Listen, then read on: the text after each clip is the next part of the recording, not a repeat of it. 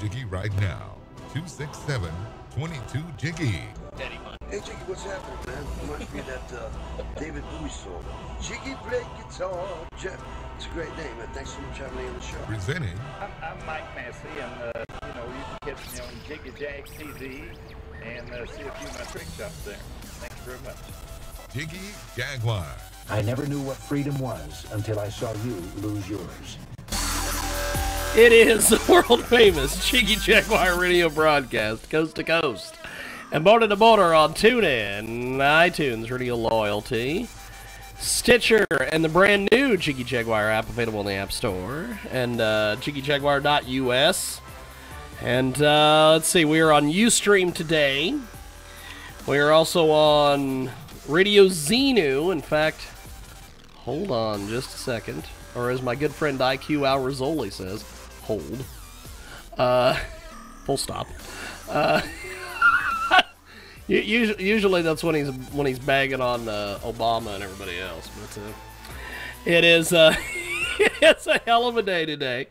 KFRK in Denver, of course, our good friends at K-Rocks Radio 92.3 FM and AM 1670 in Casper, Wyoming. And as I said last week, 810 AM and 87.9 FM in Macon, Georgia. Oh, Macon, Georgia. Jamaican me, Georgia? I don't know. God. What? You Jamaican me, Georgia. And Kofi. We've got, as you can see, Mr. John Mosier, the big star, Stage and Screen is with us.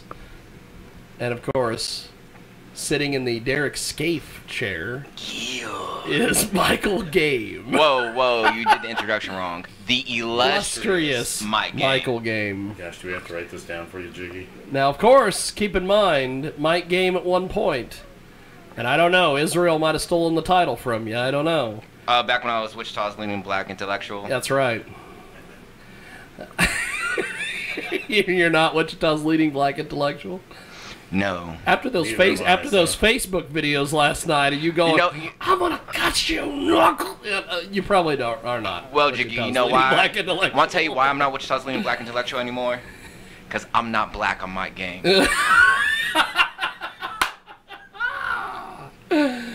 And that's where it goes. And that's where it starts. That is fantastic. And Radio Xenu officially now with us. And today, we have got, at one point, we're going to have the Rapper 101 join us in studio. That's my guy. And last week he was supposed to be here, yes, the young man? Yes. And apparently he is bringing with him, according to all reports, a gentleman by the name of Teasy. Teasy's also my boy. So if you guys are listening, you guys are hearing Mike Game actually say that he likes Wichita rappers, which I typically hate them. You typically hate them. You hate all of them, including who was the guy last night? Rough and Ready. 4x4. What was his name? He looked like John. He looked like 4x4 from the old No Limit in WCW. I don't know what guy we're talking about. It was back in the... Well, no, not that. I mean, the guy he's talking about, that from last night. I don't know who you're talking about. He had the Texas jersey on. Oh, no, he doesn't like me. That's a difference. I didn't mean Shauna Hutchins was like, you gotta get his name right! She was getting all pissed. Well, somebody told me his name wrong. That's not my fault. Well, that's the thing. So, let's see. What else today? We have studio guests. We'll get to them here in just a second. We're also going to talk to... Oh, we have a doctor we have to talk to at the top of the hour. Hold on here. Is it a medical doctor? It is Dr. Paul. I have to find his gimmick here. Is he a real doctor? That sounds like a fake doctor. That sounds like a fake doctor. He's not a fake doctor. He's a witch doctor. I don't know. He's not a witch doctor. We have our studio guests. We'll get to them here in just a second. They are patiently waiting, which I think is awesome, because most people are not patient on this show, including the people that are behind the microphones. I shouldn't speak for John. Dr. Paul, how are you, sir? Okay. This is James Lowe from KJAG Radio calling you for your radio interview. Okay. Did I catch you at a bad time? Well, I wasn't expecting one today, actually. Ah, okay. Well, I've got you down here. So if you're... okay. If you can do it, we would love to have you here for a quick 10 minutes, if that's possible. Yes, I can do that. Okay, that's awesome. Well, first of all, give us a little bit of introduction on yourself, my friend. Well, Catherine Young and I have been working on a research project for about 30 years on men. Okay. And I guess, therefore, men and women. Okay, now tell us a little bit more about the research project here. Well, the governing concept is misandry, which of course is the counterpart of misogyny. Okay. And but that is a symptom of a deeper problem, and that is how men can form a healthy identity in a society that is highly negative toward that. Although we do say that this problem did not originate recently, it originated really as far back as the agricultural revolution and has gained steam ever since. So it's not a modern problem. It's not just the result of feminism, although some kinds of feminism exacerbate the problem. Feminism. But it is a problem, and there hasn't been a lot of research on it, so we did it. Now, we have with us today on the telephone, he is an academic cultural analyst, which, by the way, I love that title. I hope that fits on a business card. Dr. Paul Nathanson is with us. He's an intersexual dialogue academic, and together with Dr. Catherine K. Young, have defined the field of and I'm going to get this wrong, is it misandry? Misogyny? You can call it it's probably better to say mystery, but I prefer misandry because I want to emphasize the misandry. And they are the authors of Spreading Misandry, the Teaching of Contempt for Men in Popular Culture, Legalizing Misandry from Public Shame to Sympathetic Discrimination Against Men. They also have Replacing Misandry, A Revolutionary History of Men, and number 4, Sanctifying Misandry, Goddess Ideology and the Fall of Man. First of all... Well, wait a minute. There are 2 more coming out. Oh, my God. In the next year or so. You guys have been busy. One of them is called... oh, God, I forgot the title. But one of them is about the ways that men have been adjusting or not to misandry. And the final one was called Transcending Misandry and Misogyny. So, in other words, we're trying to use this thing called dialogue, which I can explain in some detail, as a way of overcoming both misogyny and misandry. Okay. That's the moral heart of our project. Now, with all this in mind, he's also here to talk about this situation with Harvey Weinstein this past week. My guy. Your guy, that's right. Mike Game with us. Now, Doctor, first of all, before we get into the Harvey Weinstein situation, give us your thoughts on this series of I guess these are books that you guys have put together. This series here to tell us about these.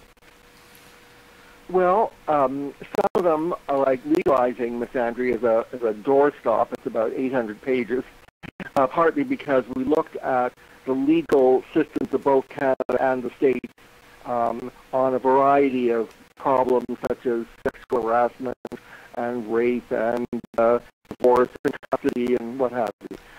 So that's the doorstop. Spreading Misandry is probably the most popular because we deal with popular culture, the ways in which men are presented in popular culture. But it originated really just as the introductory chapter to a single volume. But we had so much material that we just made a whole volume out of it. But the series really will culminate in Transcending Misogyny and Misandry. Okay. That's what we've been trying to do throughout the series.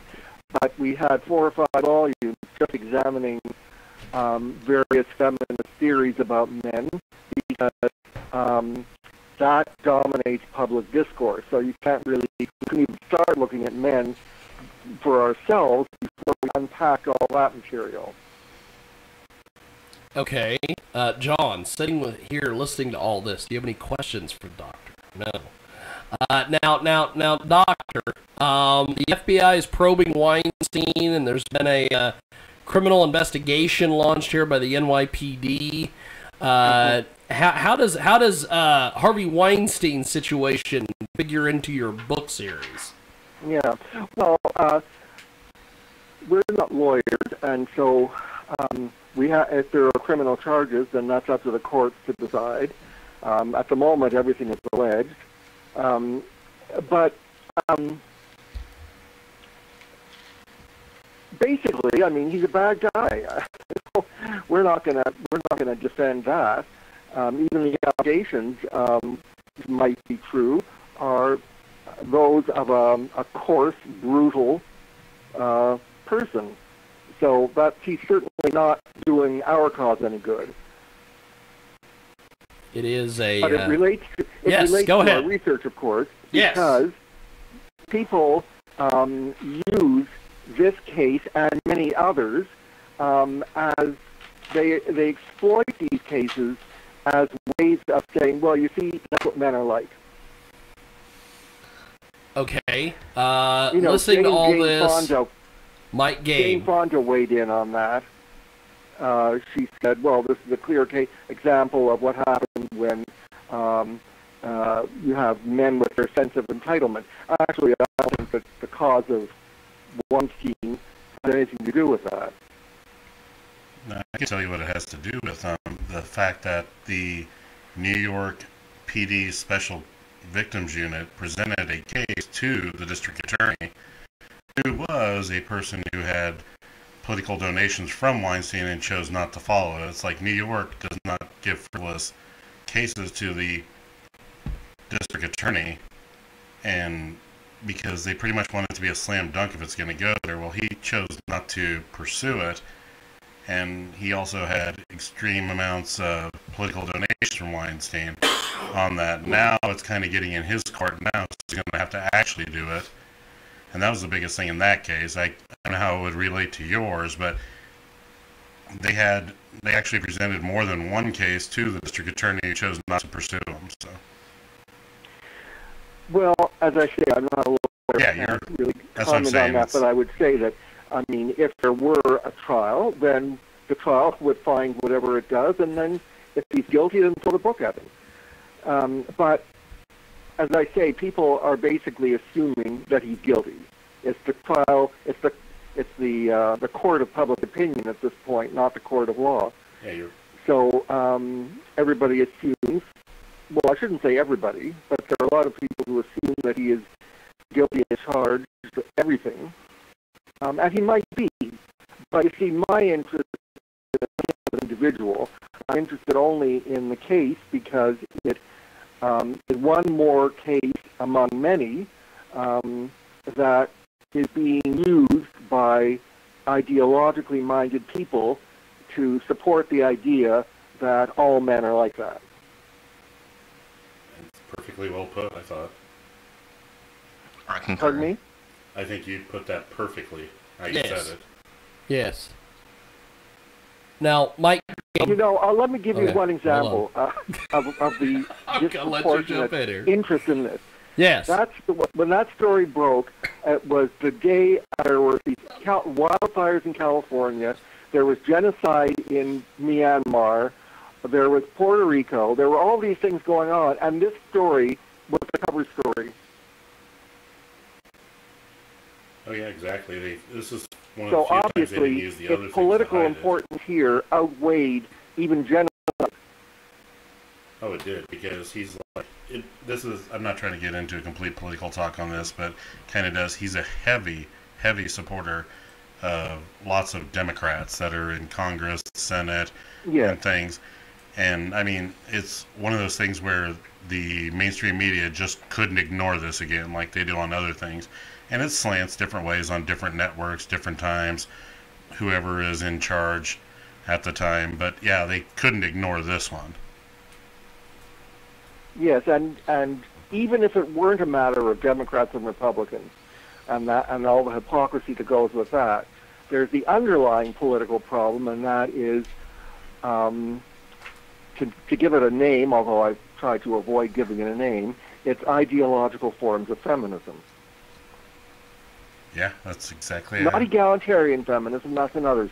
There's an ideological school of feminism which has consistently used high-profile, sensationalistic cases to support ideological contentions that are simply without evidence.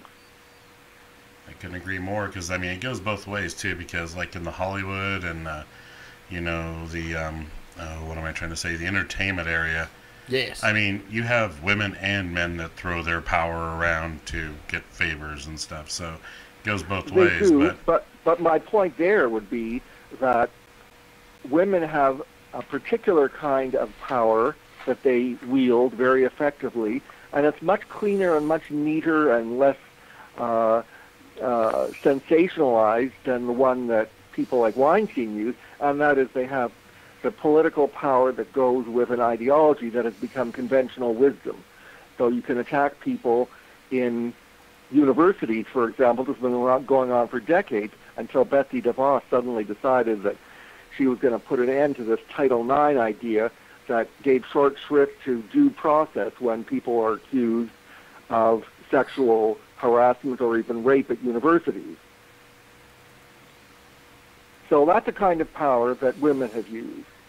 Oh yeah, it's like all they gotta do is cry wolf sometimes, and Yes. It's like, I can't remember the kid, I think his last name's Banks. He was a up-and-coming young football player, and he looked like he was going to go to a major university and possibly the NFL. Well, anyway, even though his accuser changed her story more than 4 to 5 times during the trial, he still was sent to prison, and he just got out, and he's finally getting a chance to do something with his life. But it was because... And tell me, is the woman who accused him going to jail for perjury? That's what I'm saying. It's like they don't have it. I mean, she ruined this.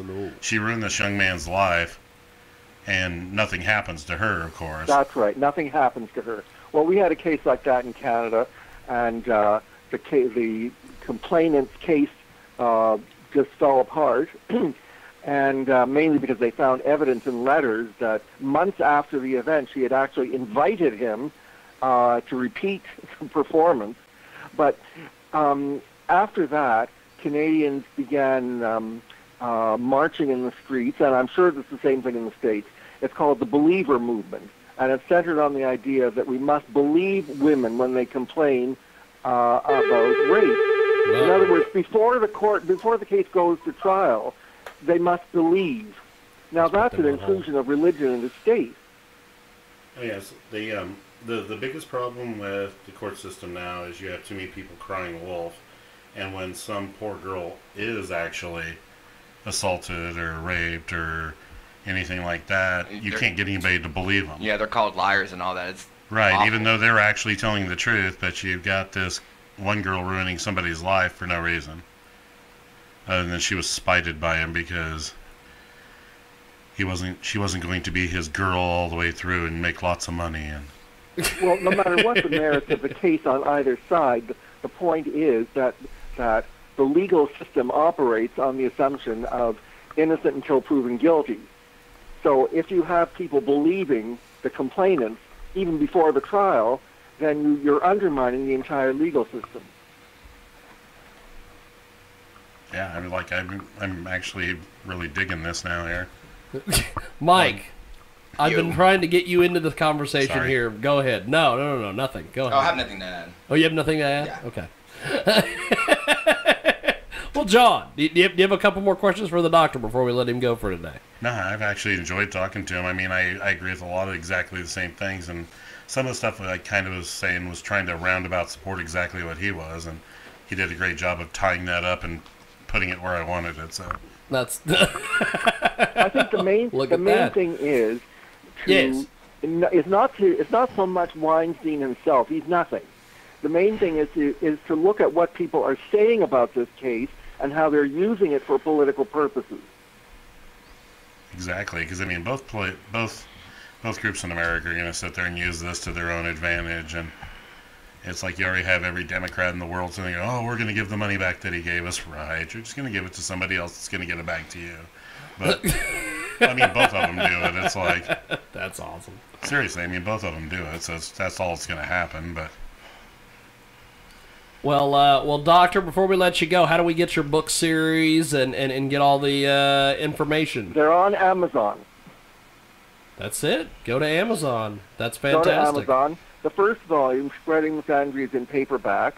And also, in case, I'll throw this out in case anyone's interested, it was just translated into Japanese. So okay, that's kind of interesting. I can't read a single word, but it looks beautiful. He's very fluent in Japanese. So. Well, Doctor, I appreciate you making time for us today. Thanks for coming on, my friend. Thank you very much. Definitely. That was Dr. Paul Nathanson. That was way above my pay grade. Okay, that Holy interview smokes. started out like it was going to suck ass, and then it kind of started turning around. I was like, okay, this is actually getting interesting. This is getting interesting. Because it's kind of like, the person, like your first date or something, and it's like, so what do you like to do? Well, not much. Well, okay. Here we go. Well, I have to keep quiet because I do not subscribe to the idea of misandry or whatever the fuck it is. What he's trying to do is. I don't subscribe to it. It sounds like he's trying to make men the victim here. No, he's trying to show that there's both, per se. It's like. It's kind of like, the females, all you got to do is say something happened. Like, if you had some female sit there and say, oh, Mike Game sit there and did this to me. Oh, I have, and some of our friends, such as James Davis and Lance Chafin, like to perpetuate this idea that I once had sex with a 16-year-old, which did not happen at all. But they like to keep saying it, so. Well, even if you did, it's legal in the state of Kansas. So.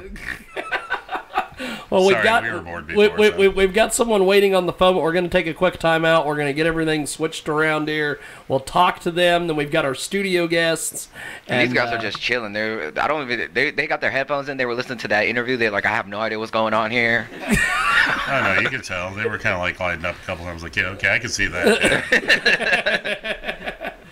So we're going to take a quick break. Of course, since it's Radio Xenu, we're going to play parody commercials during our break. We're going to be hearing from the Bartending College. We're also going to be hearing from Delta Airlines during this break. Mike might enjoy these. I don't know. I don't know. I'm going to go smoke, so I'm probably not going to hear them. Smoke. Yeah. Okay. Well, Teasy and the crew are on their way, so. I'm still going to go smoke, though. But, it's not changing my idea of smoking right now, dog. Okay. You're not going to convince them to stay in here for these. Yeah, you're not. I'm out. Well, we're going to take a break. Be back more here on our big program.